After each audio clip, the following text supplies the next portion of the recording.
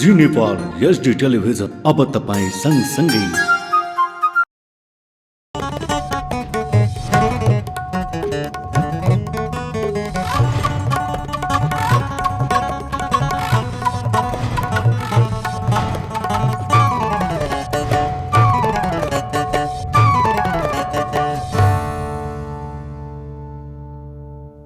नमस्कार, जी नेपाल न्यूजमा यहाँलाई स्वागत छ। म करुणा लामिछाने। सुरु गरौं प्रमुख समाचारका शीर्षकहरूबाट। स्विजरल्यान्डले दिने 86 करोड अनुदान रकम स्वीकार गर्ने मन्त्री परिषदको निर्णय। वैदेशिक रोजगारीबाट फर्केकाहरूको पुनः एकीकरणको लागि प्रयोग हुने।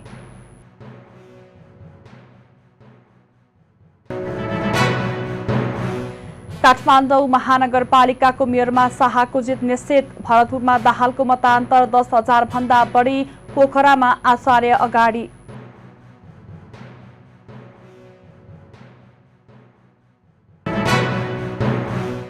बलात्कार अभियोग लागेका मनोज पाण्डे पक्राउ। 5 दिन हिरासतमा राखेर अनुसन्धान गर्न जिल्ला अदालत काठमाडौँको अनुमति।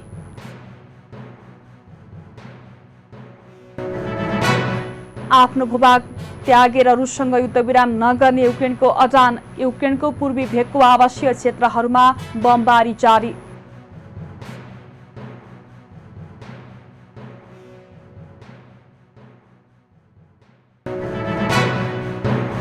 र एन्फाको आसन्न निर्वाचनका लागि कर्मा छिरिङ शेर्पाद्वारा अध्यक्ष पदमा उम्मेदवारी दिने घोषणा।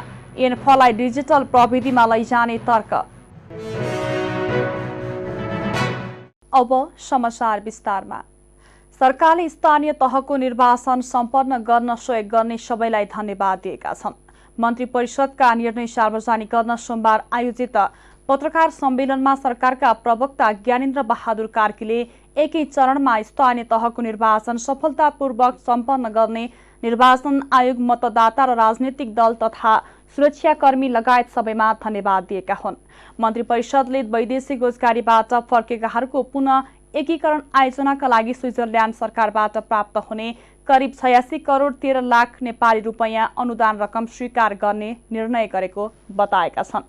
यस्तै विश्व बैंकबाट यातायात तथा व्यापार आबद्धता अभिवृद्धि कार्यक्रमका लागि प्राप्त हुने करिब 33 अर्ब रुपैयाँ ऋण सहायता लिने बारे वार्ता टोली गठन गरेको प्रवक्ता कार्कीले जानकारी दिनुभयो। बैठकले राष्ट्र बैंकको नोट धुलाउने नियमावली 2079 बनाउन स्वीकृति प्रदान गरेको छ। 2079 वैशाख 30 गते मुलुकभरका स्थानीय तहको निर्वाचन एकै चरणमा सफलतापूर्वक सम्पन्न भएको छ। स्थानीय तहको निर्वाचन सफलतापूर्वक सम्पन्न गरेकोमा निर्वाचन आयोग एवं आफ्नो क्षेत्रबाट महत्त्वपूर्ण भूमिका निर्वाह गर्नुहुने सम्पूर्ण मतदाता, राजनीतिक दल, राष्ट्रसेवक कर्मचारी, सुरक्षा निकाय तथा सुरक्षाकर्मी, सञ्चार माध्यम तथा सञ्चारकर्मी, नागरिक समाज लगायत निर्वाचन कार्यमा प्रत्यक्ष वा परोक्ष रूपमा सहयोग पुर्याउनुहुने सबैलाई नेपाल सरकारको तर्फबाट हार्दिक धन्यवाद दिने। 2079 जेठ 9 देखि 13 सम्म थाइल्यान्डको ब्याङ्ककमा आयोजना हुने UN स्क्यापको 78औं सत्रमा सहभागी हुन राष्ट्रिय योजना आयोगका सदस्य डाक्टर दिलबहादुर गुरुङको नेतृत्वको प्रतिनिधिमण्डललाई स्वीकृति प्रदान गर्ने। वैदेशिक रोजगारीबाट फर्केकाहरूको पुनः एकीकरण आयोजनाका लागि स्विजरल्यान्ड सरकारबाट प्राप्त हुने स्विस फ्र्याङ्क 6.8 मिलियन करिब 86 करोड 13 लाख अनुदान सहायता स्वीकार गर्ने। विश्व बैंकबाट यातायात तथा व्यापार आबद्धता अभिवृद्धि कार्यक्रमका लागि प्राप्त हुने 275 मिलियन अमेरिकी डलर करिब रु 33 अरब ऋण सहायता सम्बन्धमा वार्ता टोली गठन गर्ने। नेपाल राष्ट्र बैंकको नोट धुलाउने नियमावली 2079 बनाउन स्वीकृत प्रदान गर्ने। त्यस्तै जेठ 18मा नर्वे र जेठ 19 फिनल्यान्डसँग हुने द्विपक्षीय परामर्श संयन्त्रको बैठकमा सहभागी हुन परराष्ट्र मन्त्रालयको प्रतिनिधि मण्डललाई स्वीकृति दिने निर्णय पनि बैठकले गरेको छ। काठमाडौँ महानगरपालिकामा स्वतन्त्र उम्मेद्वार बालेन्द्र शाह 46,966 मतका साथ अग्र स्थानमा रहेका छन्। 5 दलीय गठबन्धनको तर्फबाट मेयरमा नेपाली कांग्रेसकी सिर्जना श्रेष्ठले 28,141 मत ल्याएकी छन्। शाहले 18,825 मत अन्तले अग्रता लिएका छन्। नेकपा एमालेका मेयर उम्मेद्वार केशव स्थापितले अहिलेसम्म 27,286 मत प्राप्त गरेका छन्। यस्तै उपप्रमुखमा नेकपा एमालेकी सुनिता डङ्गोले फराकिलो मतले अन्तर अगाडि रहेकी छन्। उनले 44,705 सहित अग्रता लिँदा सत्ता गठबन्धनका उम्मेद्वार रामेश्वर श्रेष्ठले 15,282 मत प्राप्त गरेका छन्। त्यस्तै राप्रपाकी विनिता मगैयाले 7,023 मत प्राप्त गरेका छन्। भरतपुर महानगरपालिकामा 5 दलीय गठबन्धनका उम्मेद्वार माओवादी केन्द्रकी रेणु दाहालको अग्रता लिएका छन्। दाहाल र नेकपा एमालेका विजय सुवेदी बीचको मतान्तर 10,894 पुगेको छ। दाहालले 45,887 मत सहित अग्र स्थानमा छन् भने सुवेदी 34,993 मतका साथ पछ्याइरहेका छन्।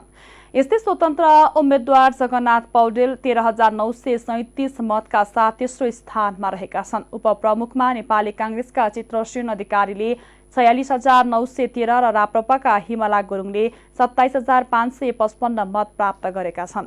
यसैगरी पोखरा महानगरपालिकामा नेपाल कम्युनिस्ट पार्टी एकीकृत समाजवादीका उम्मेद्वार धनराज आचार्य 50,612 मतका साथ अग्र स्थानमा रहेका छन्। आचार्यलाई पछ्याइरहेका नेपाल कम्युनिस्ट पार्टी एमालेका कृष्णबहादुर थापाले 46,583 मत ल्याएका छन्। आचार्य र थापा बीचको मतान्तर 4,029 मत रहेको छ। त्यस्तै राप्रपाका शंकर खरालले 5,337 र स्वतन्त्रताका उम्मेद्वार गणेश पौडेलले 2,864 मत प्राप्त गरेका छन्। उपमेयरमा एमाले उपमेयरको उम्मेद्वार झिनु अग्रता लिइरहेका छन्। एमालेकी मन्जुदेवी गुरुङले 53,001 मत 73 प्राप्त गरेका छन्। नेपाली कांग्रेसकी कोपिला राणाभाटले 49,586 मत ल्याएका छन्। नेपाली कांग्रेसले स्थानीय तह निर्वाचनको परिणाम सन्तोषजनक रहेको कांग्रेस प्रवक्ता डाक्टर प्रकाश महतले बताएका छन्। उनले 753 पालिका मध्ये 320 पालिकाको प्रमुख र 293 पालिकाको उपप्रमुख कांग्रेसले जितेको र मत परिणाम सन्तोषजनक रहेको बताएका हुन्। सोमबार पत्रकार सम्मेलन गरी कांग्रेस प्रवक्ता डाक्टर प्रकाश महतले भने यदि पार्टीमा अन्तर्घात नभएको भए 400 नजिक जित पुर्याउन सक्थ्यौं भन्ने अनुमान छ। देशभरका कुल नगरपालिका मध्ये झण्डै 50% कांग्रेसले जितेको भन्दै उनले अघि भने झण्डै आधा ठाउँमा हामीले विजय हासिल गर्यौं भन्ने आधार प्रशस्त छ। चुनावमा सत्तारूढ गठबन्धनका सहयोगी दलहरूले पनि उल्लेख्य सफलता पाएको देखिएको कांग्रेसले बताएको छ।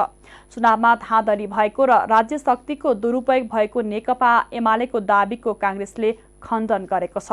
बाजुराको बुढीगंगा नगरपालिकाको 4 वटा ओडामा भने एमालेले धाँधली गरेको भन्दै पुनः मतदान गर्न माग गरेको छ। उदयपुरको त्रियुगाको एउटा ओडामा पनि समस्या रहेको भन्दै तत्काल निर्णय गर्ने निर्वाचन आयोगलाई आग्रह गरेको छ। सौन्दर्य प्रतियोगिताको नाममा बलात्कार गरेको अभियोगमा पक्राउ परेका मनोज पाण्डेलाई 5 दिन हिरासतमा राख्न जिल्ला अदालत काठमाडौँले अनुमति दिएको छ। सोमबार अदालतले पाण्डेलाई हिरासतमा राखेर मानव बेचबिखन तथा ओसार पसार र बालबालिका विरुद्धको कसुरमा अनुसन्धानका लागि अनुमति दिएको हो। प्रहरीले पाण्डेलाई शनिबार काठमाडौँको स्वयम्भूबाट पक्राउ गरेको थियो। शनिबार र आइतबार सार्वजनिक बिदा भएकाले प्रहरीले आरोपित पाण्डेलाई सोमबार अदालतमा उपस्थित गराएको हो। 2071 सालमा भएको मिस ग्लोबल इन्टरनेशनल नामक ब्युटी प्याजेन्टका क्रममा होटलमा आफूमाथि बलात्कार भएको भन्दै एक युवतीले सामाजिक सञ्जाल मार्फत खुलासा गरेकी थिइन्।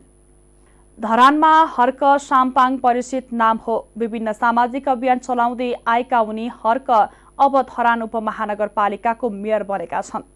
हर्क गठबन्धनबाट उम्मेद्वार बनेका कांग्रेसका किशोर राईले पराजित गर्दै मेयर बनेका हुन्। खानेपानी आन्दोलन, भ्रष्टाचार विरुद्धको आन्दोलन, अभियन्ता हर्क सर्दु जलाधार बचाउ आन्दोलनका अभियन्ताका रूपमा धरानवासीले चिन्दछन्। अब अभियन्ताबाट उनी हर्कलाई धरानवासीले धरान उपमहानगरको नेतृत्वमा पुर्याएका छन्। यसै सम्बन्धी विक्रम दाहालको एक रिपोर्ट। हर्क साम्पाङ अ रेभोल्युसन हर्कराज राई उर्फ हर्क साम्पाङको फेसबुक पेजलाई 1 लाख भन्दा बढी मानिसले फलो गरेका छन्।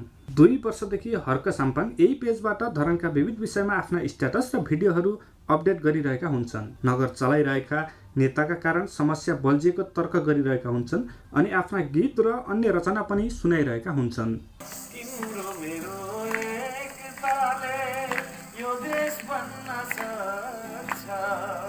शान्ति अनि सद्भावले धरती रङ्ग सक्छ, उन्नतिको उचाइले आकाश हुन सक्छ, तिम्रो मेरो एकताले।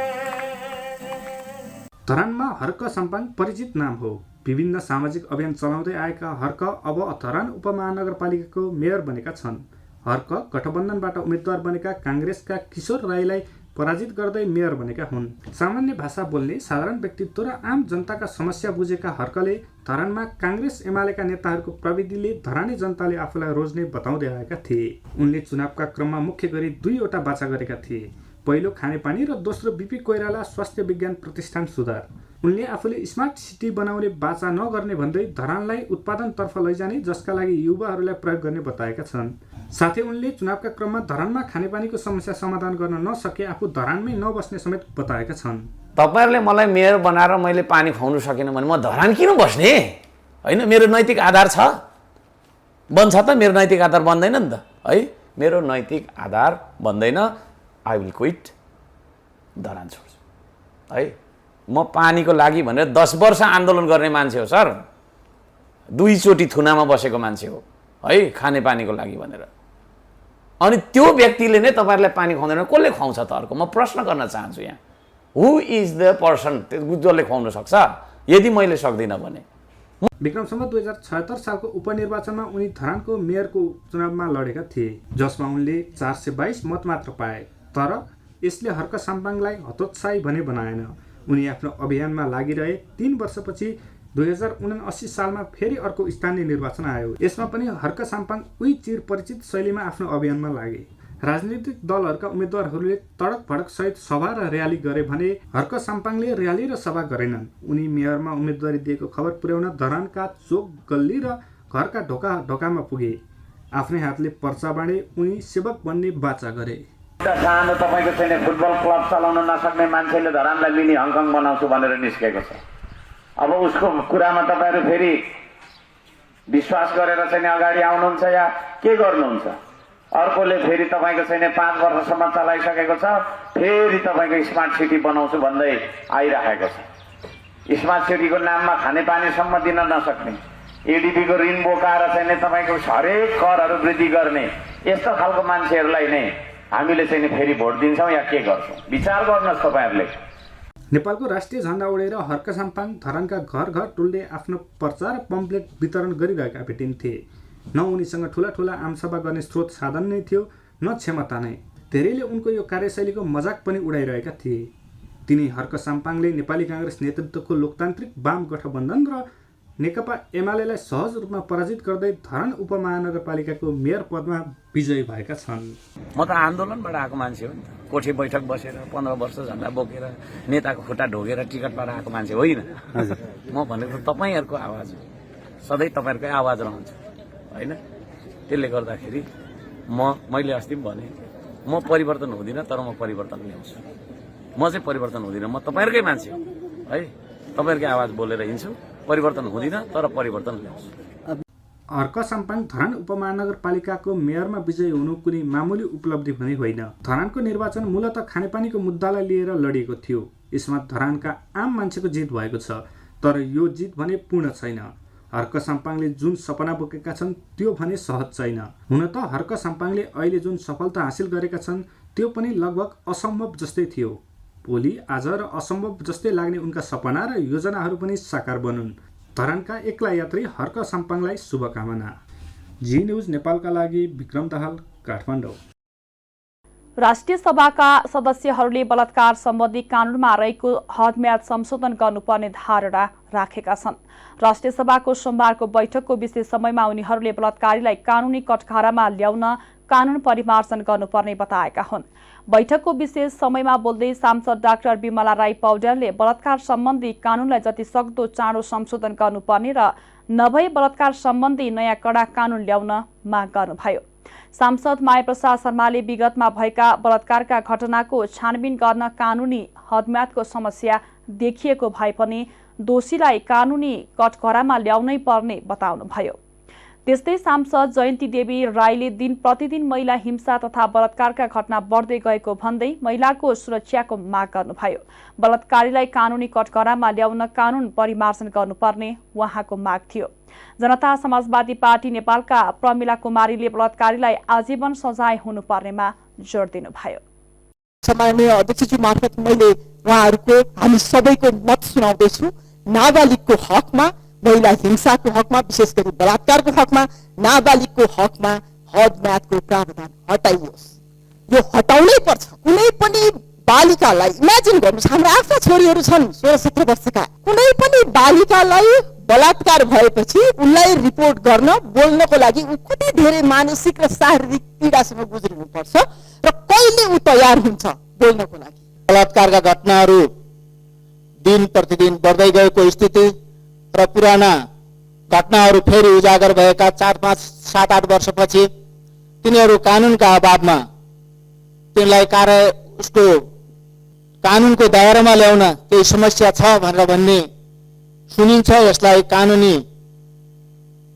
प्रावधान अगाडि बढाएर अथवा कानुन संशोधन गरेर जतिसुकै पुरानो भए पनि अपराधलाई कानुनी दायरामा ल्याउने र अपराधीहरूबाट बलात्कृत महिलाहरूको न्यायका लागि आज खबरमा आइरहेको छ।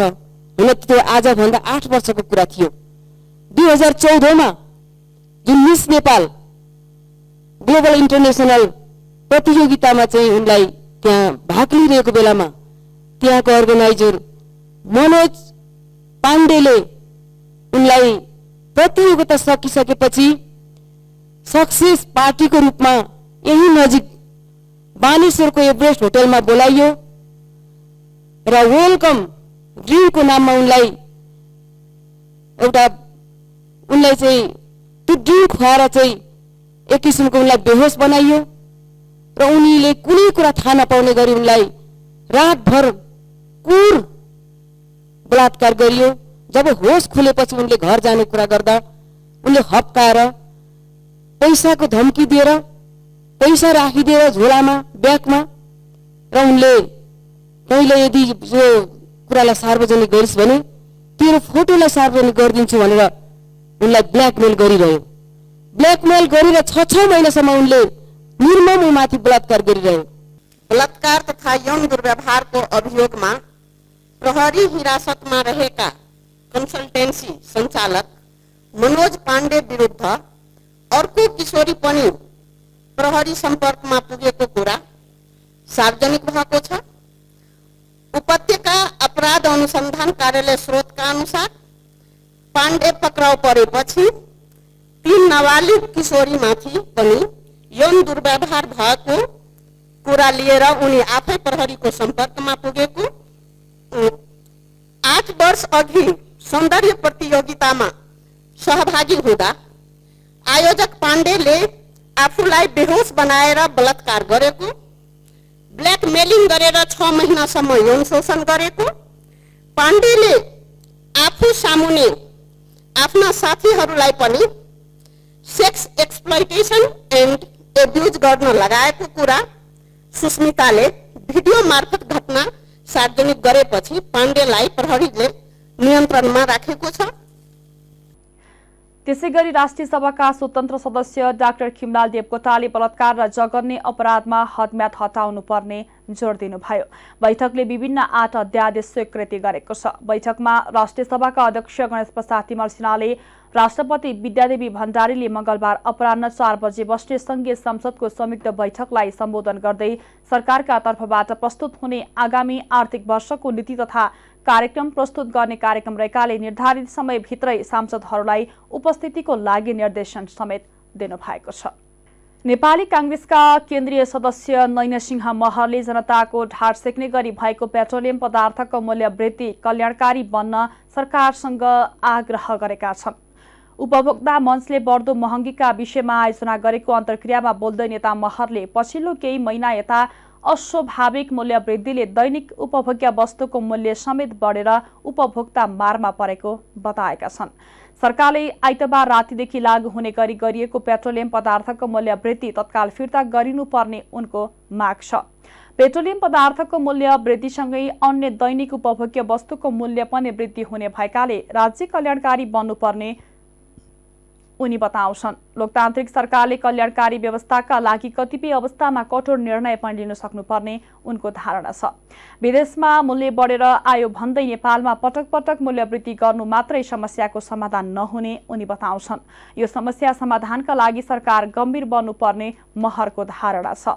अहिले बजारको मूल्य वृद्धि रोक्न नसकी कालान्तरमा व्यापारीले चलखेल गर्न सक्ने अवस्था आउने र उपभोक्ता थप मारमा पर्ने जोखिम रहेकाले सरकार चनाखो हुनुपर्ने उनी बताउँछन्। बढाएको मूल्य अनुसार अब पेट्रोलको मूल्य प्रति लिटर 180 पुगेको छ। डिजेल र मट्टीतेलको मूल्य प्रति लिटर 163, हवाई इन्धनको मूल्य प्रति लिटर 166 तथा एलपी ग्यासको मूल्य प्रति सिलिन्डर 1800 पुगेको छ।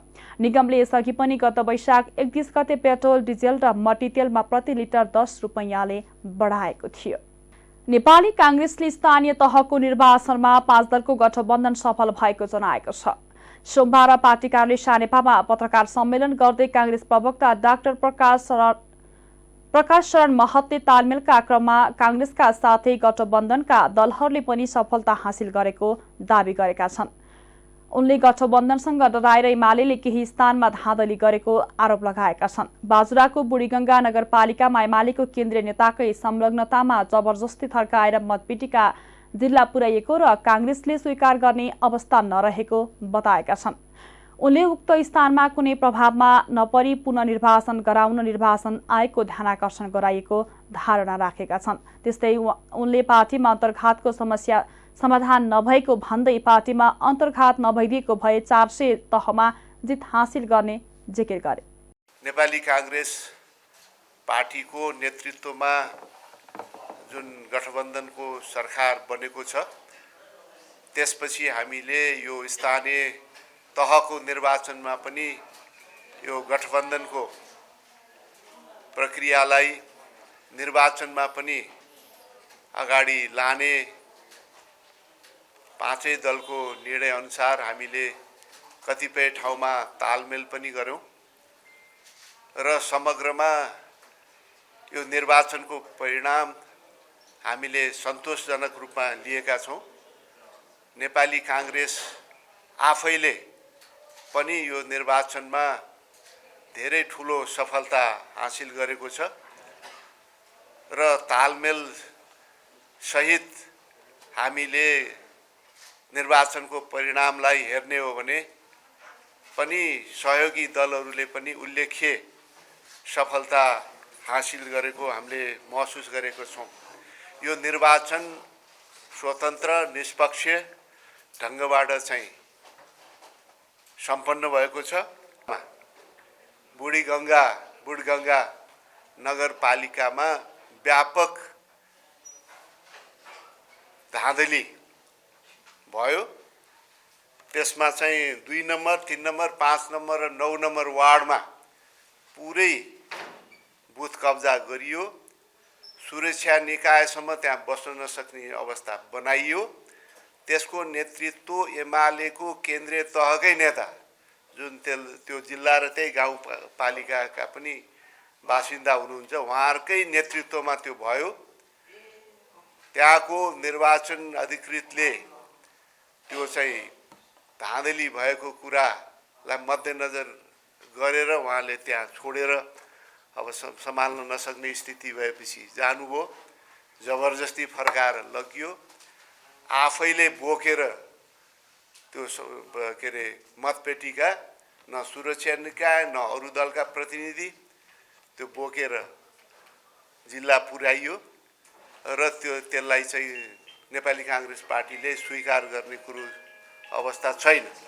अहिलेसम्म किन मतदान भइराखेको छैन हाम्रो गम्भीर ध्यानाकर्षण भएको छ र निर्वाचन आयोगलाई तत्काल यो कुनै पनि प्रभावमा नपरिकन यी 4 वार्डहरूमा तत्काल यो पुनर्निर्वाचन गराउन हाम्रो जोरदार हाम्रो माग छ।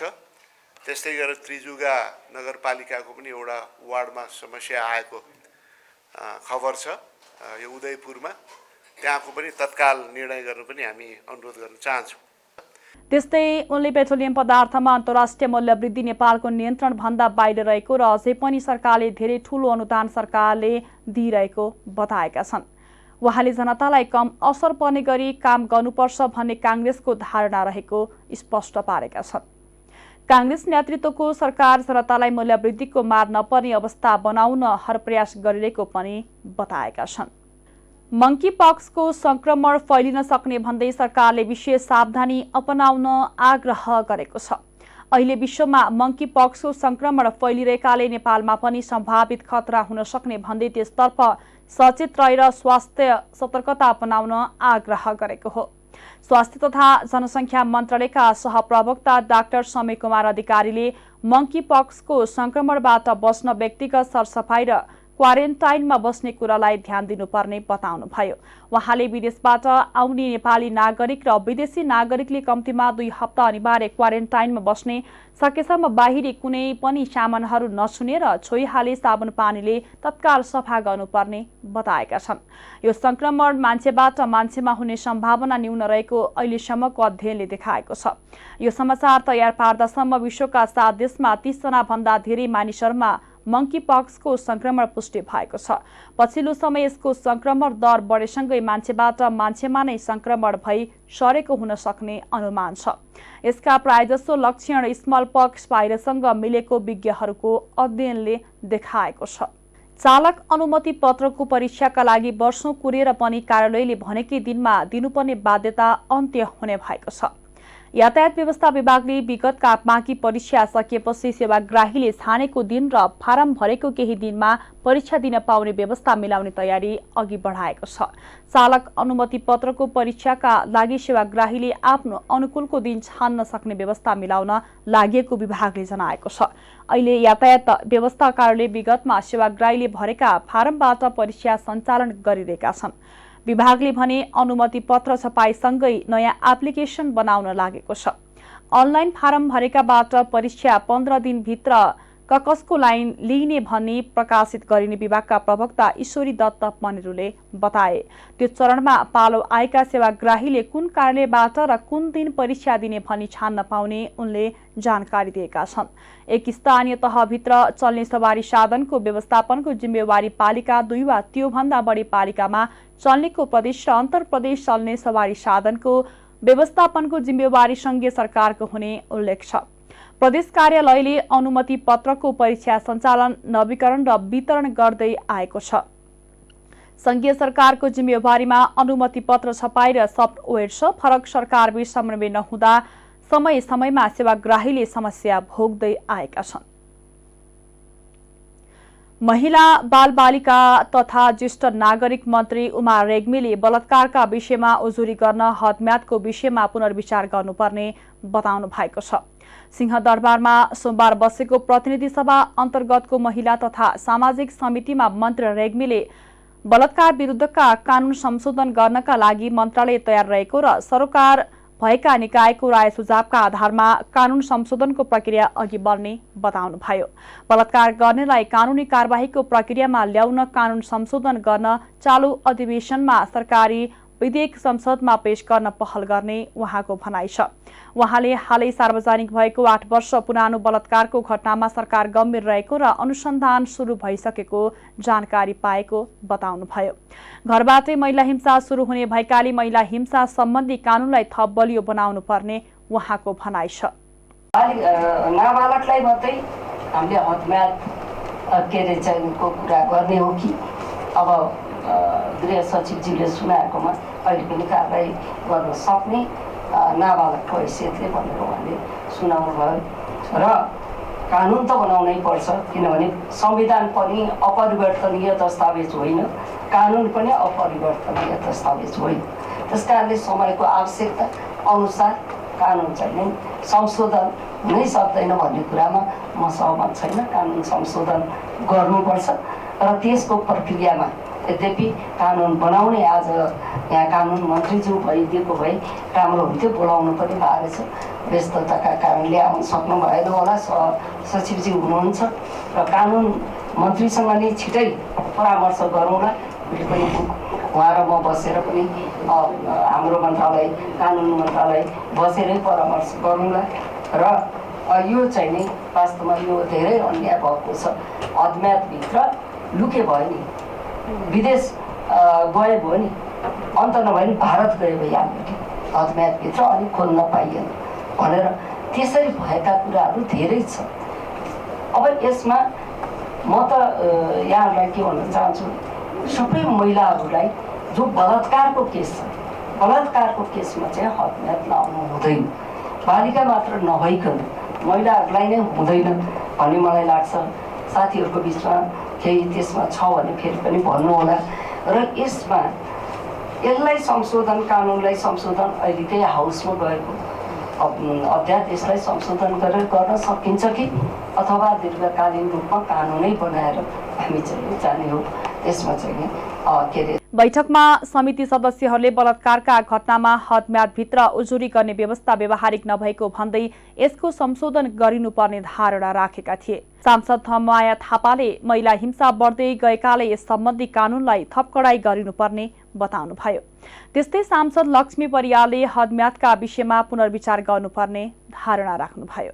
वस्तुको रूपमा उपयोग गर्ने हुन् भन्ने खालको जुन खालको एउटा सोच चिन्तन छ हाम्रो समाजमा, यो समाजमा भएका यो चिन्तनले गर्दाखेरि पनि महिलामाथि यस्ता खालका हिंसाका घटनाहरू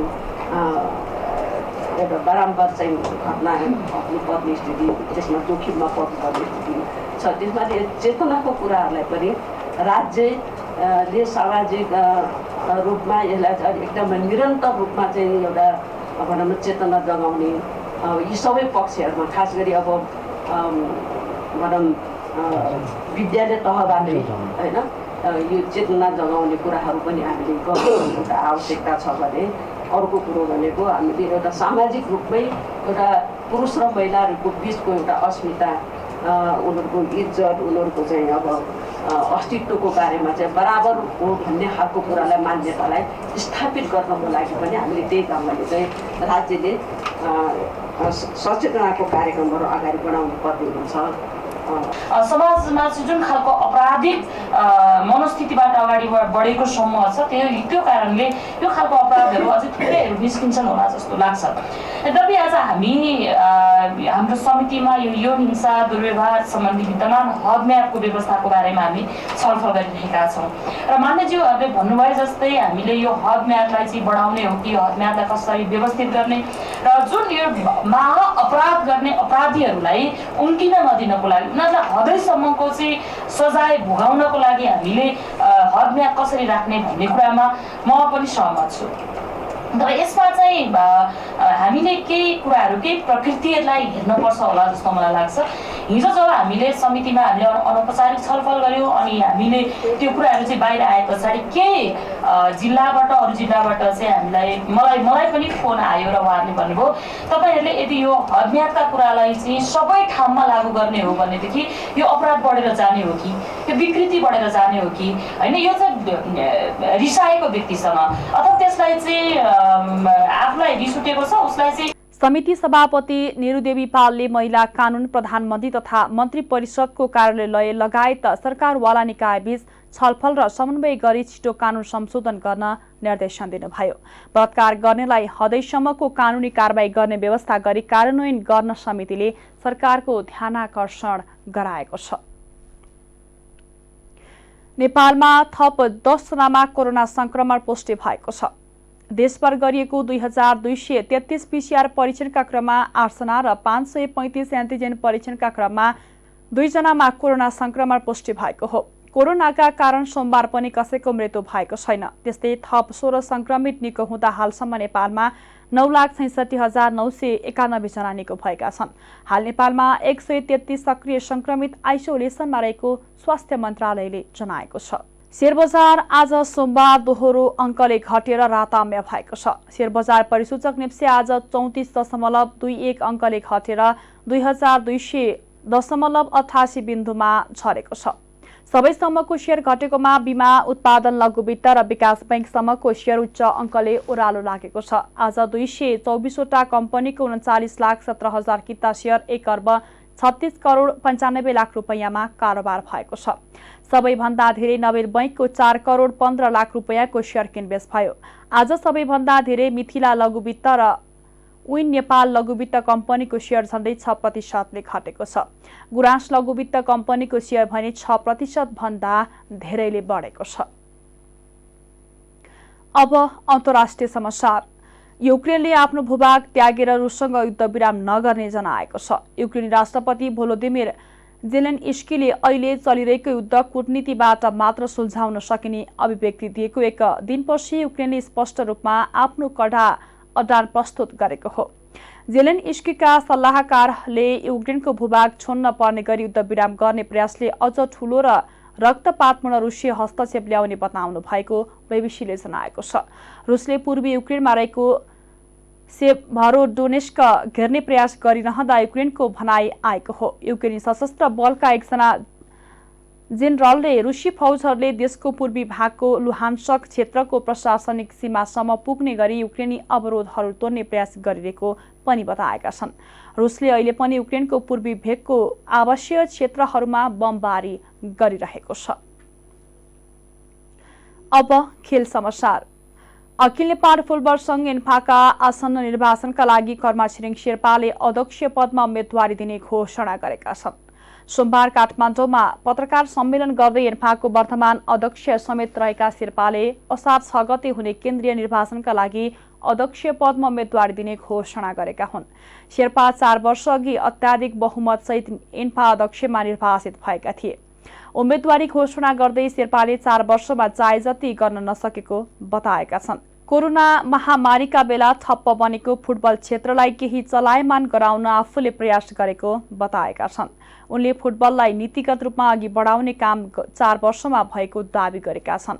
पहिलो कार्यकालमा धेरै कामहरू सुरु भएको र ती कामहरूलाई पूर्णता दिएर नेपाली फुटबललाई अझ माथि पुर्याउन पनि फेरि उम्मेदवारी दिन लागेको उनको भनाइ छ। उनले एन्फामा खेलाडीहरूको तलब वृद्धिको काम भएको, खेलाडीहरूलाई उपचार लगायतका विभिन्न सुविधाहरू उपलब्ध गराएको बताएका छन्। शेर्पाले आफू निर्वाचित भएर आएमा एन्फालाई डिजिटल प्रविधिमा लैजाने घोषणा गरेका छन्। देख्नुपर्छ उहाँले हाम्रो एउटा सिस्टम बनाएको छ। एबिसी जिल्ला विदेश घुम्नको लागि चाहिँ तपाईँको चाहिँ एउटा रोस्टर बनाएको छ। सबैले एक एकचोटि घुम्ने, पालो आएपछि घुम्ने। अब पालो उहाँको आए जानुभयो। मलाई उहाँलाई पनि उहाँ खास भन्यो भने उहाँ भर्खरै निर्वाचन पनि जित्नुभयो। तर दुःख के लाग्छ भन्दाखेरि उहाँको क्लब 2068 सालदेखि अहिलेसम्म अधिवेशनै भएको छैन रहेछ। त्यस्तो मान्छेहरूले संस्थागत कुरा गर्दाखेरि मलाई पनि अलिकति अप्ठ्यारो लाग्छ। र यो पूर्वाधारको कुराहरूमा हामीले यो कुराहरू गरे।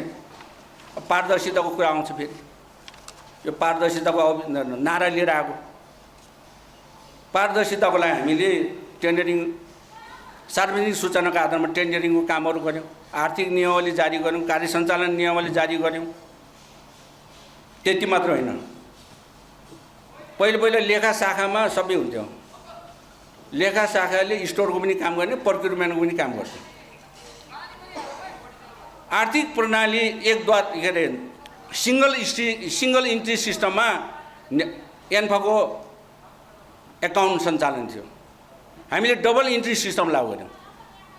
डबल इन्ट्री सिस्टम भनेको पारदर्शिताको एउटा नमुना हो। कसैले पेमेन्ट गर्नु पर्यो भने पेएबल देखिनु पर्यो, त्यतिकै सिधा दिनु मिलेन। त्यसले गर्दाखेरि हामीले डबल इन्ट्री सिस्टम गऱ्यौँ। अझै त्यसले पारदर्शिता बनाउनलाई हामीले सफ्टवेयर डेभलप गऱ्यौँ।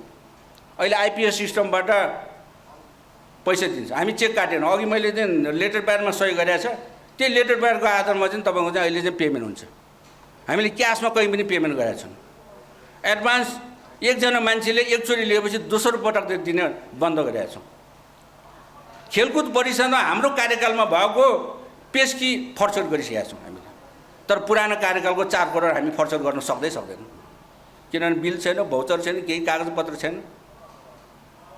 त्यसले गर्दाखेरि पारदर्शिताको लागि हामीले कामहरू सुरु गरेका छौँ। अझ पनि धेरै कामहरू गर्न बाँकी छ। हामीले सुरुमा आए पत्रकार साथीहरूले एउटा सार्वजनिक सूचनाको हकको पनि निवेदन हाल्नुभयो रहेछ। हामीले कागजपत्र पनि दियौँ।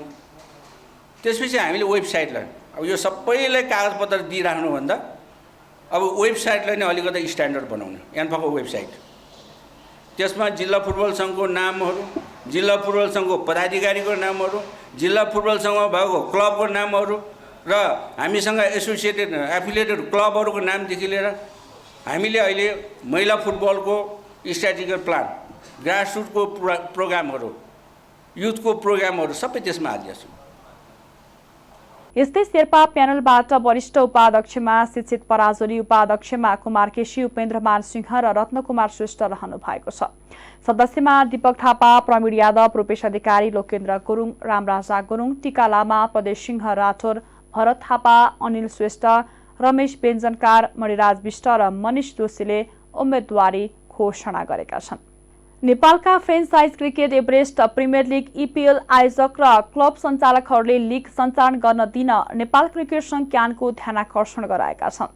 5औं संस्करणको इपिएल आयोजनाका लागि तयारी भइरहेका बेला क्यान आफैले नेपाल टी20 लिग घोषणा गरेपछि उनीहरूले एभरेस्ट प्रिमियर लिग सञ्चालन गर्न दिन ध्यानाकर्षण गराएका हुन्। सोमबार काठमाडौँमा पत्रकार सम्मेलन गर्दै उनीहरूले नेपालको क्रिकेट विकासका लागि इपिएलको महत्त्वपूर्ण भूमिका रहेको भन्दै अहिले आएर क्यानले यसलाई नजरअन्दाज गर्न नहुने बताएका छन्। पत्रकार सम्मेलनमा इपिएल प्रमुख आमिर अख्तरले नेपाली क्रिकेटको विकासमा लाग्दै पनि निराश पर्नुपर्ने दिन आएको बताउनुभयो।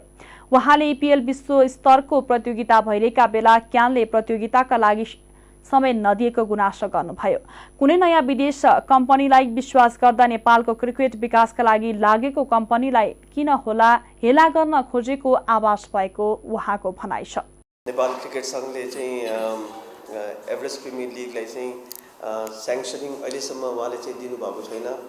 अफिसियली हामीलाई पनि कुनै चिठीहरूको पनि जवाब चाहिँ दिनुभएको छैन र हामीलाई चाहिँ साह्रै यो कुराको चाहिँ दुःख लागेको छ। कन्ट्रिब्युसन जुन हामीले गरेका छौँ लास्ट 4 एडिसन्सदेखि जुन हिसाबमा हामीले क्रिकेटलाई, नेपाली क्रिकेटलाई जुन माया गरेर राखिरहेछौँ र हरेक हिसाबमा जुन प्राइभेट सेक्टरले जति कन्ट्रिब्युसन गर्नुभएको छ, नेपालको सबभन्दा ठुलो उद्योगपति और sports entrepreneurs, sports lovers, you know, they have come together to support Nepal cricket. I'll just share some very interesting information. When we were doing in 2016, the first time in the EPL, त्यो बेला T20 ranking Nepal को चाहिँ I think it was around 21st or 22nd. That time we took this initiative, and in 17 it was ranked around 19 or 20. By the time we finished our last edition, EPL को चाहिँ, we were ranked globally 12th T20 मा चाहिँ ICC को. And we are not saying that we are the only contributors to the entire ranking, but yes, we played a very important role in the T20 format मा चाहिँ नेपाल को लागि. We served through EPL in the toughest time of Nepal cricket when CAN was suspended by ICC for 3 or 4 years. We ran the editions under the sanctioning of ICC. We went and, you know, transformed the whole structuring of domestic cricket. We worked with National Sports Council, and to be honest, everyone was very, very helpful. Whether it's the Sports Council, Ministry of Sports, ICC, and everyone applauded our efforts. And we have to understand that all these companies, you know, they are one of the best taxpayers of the country. They all came together just to support, just for the love of Nepali cricket and nothing else. I mean, ROI भनेको return of investment was not very lucrative. पत्रकार सम्मेलनमा club सञ्चालकहरूले EPL ले निरन्तरता पाउनुपर्ने धारणा राखेका थिए। उनीहरूले ज्ञान नभएको अवस्थामा ICC सँग समन्वय गरेर आफूहरू अघि बढेकाले अहिले ज्ञानको सहजीकरण मात्र खोजेको बताएका छन्। खेल समाचारसँगै हामी जी नेपाल न्यूजको अन्त्यमा आइसकेका छौं। जाँदा जाँदै मुख्य खबरका शीर्षकहरू पुनः एकपटक। स्विजरल्यान्डले दिने 86 करोड अनुदान रकम स्वीकार गर्ने मन्त्री परिषदको निर्णय। वैदेशिक रोजगारीबाट फर्केकाहरूको पुनः एकीकरणको लागि प्रयोग हुने।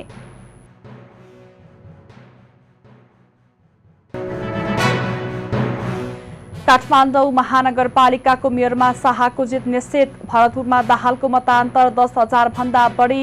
पोखरामा आचार्य अगाडि।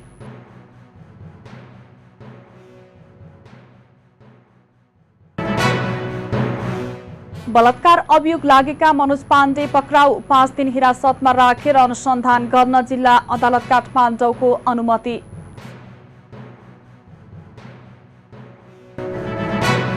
आफ्नो भूभाग त्यागेर रुससँग युद्धविराम नगर्ने युक्रेनको अडान। युक्रेनको पूर्वी भेगको आवासीय क्षेत्रहरूमा बमबारी जारी।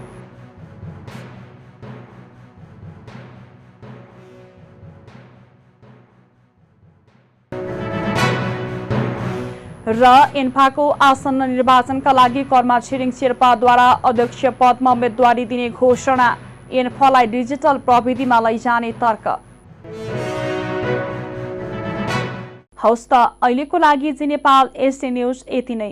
ताजा समाचार र मनोरञ्जनका लागि जी नेपाल एचडी टेलिभिजन हेर्दै रहनुहोला। नमस्कार।